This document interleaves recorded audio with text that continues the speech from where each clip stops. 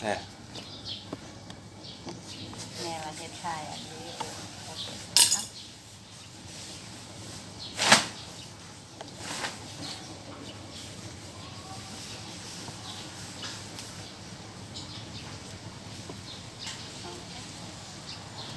ไปเห็นเสิร์ฟปัดปัดตาหัวตาหยางแล้วลูกตาผมให้แม่ปัดมาปุ๊บตาผมค่ะใ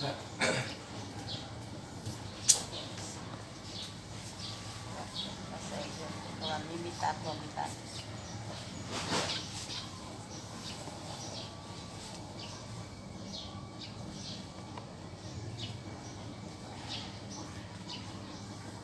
ปกมาป่ายบางเครื่องมันก็บ่บางก็ได้เอาป่ายที่บางก็ได้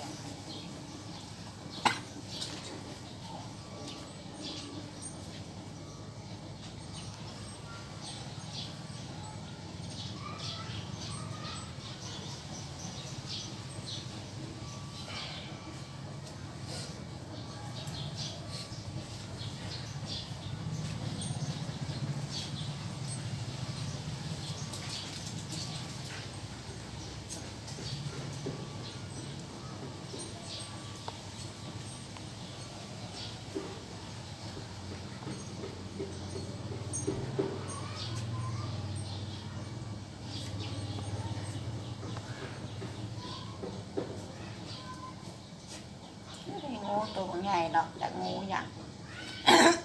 เขียว มันเขียวใช่ปะตัวใหญ่กินไก่คนเบิดบอกอะไร ใช่ป่ะ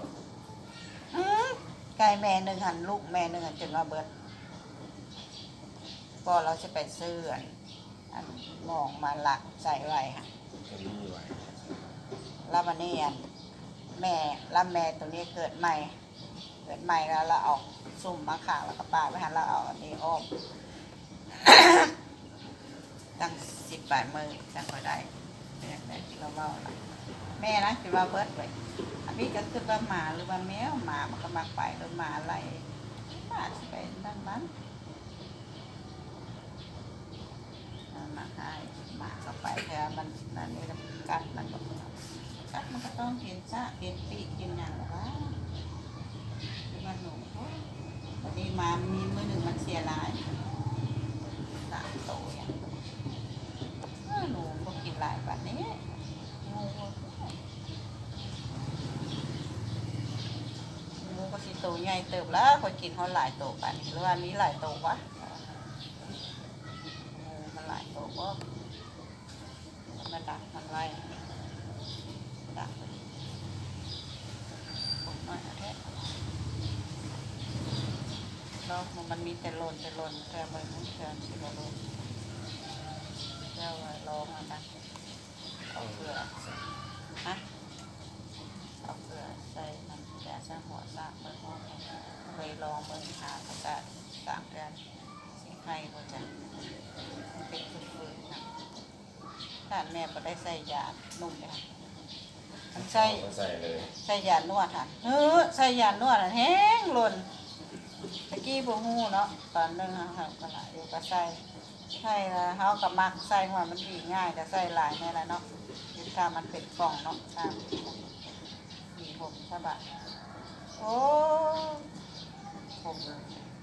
มาผมแห้งหล่น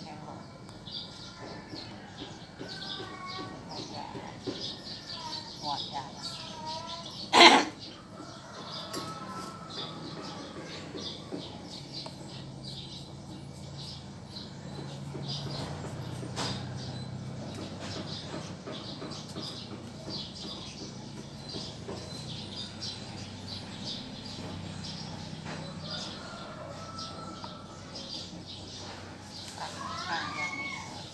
ปัดมันคอยต่างเรื่องนี้มันก็ต่างติดมาบ้านนี่มันต่าง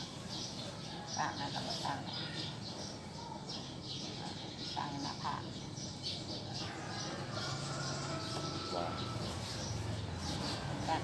กันหลายอย่างมันตกไปแม่แห้งบนหนูสูง เห็ดหน้ามา บ่แล้วบ่เห็นแล้วหนามา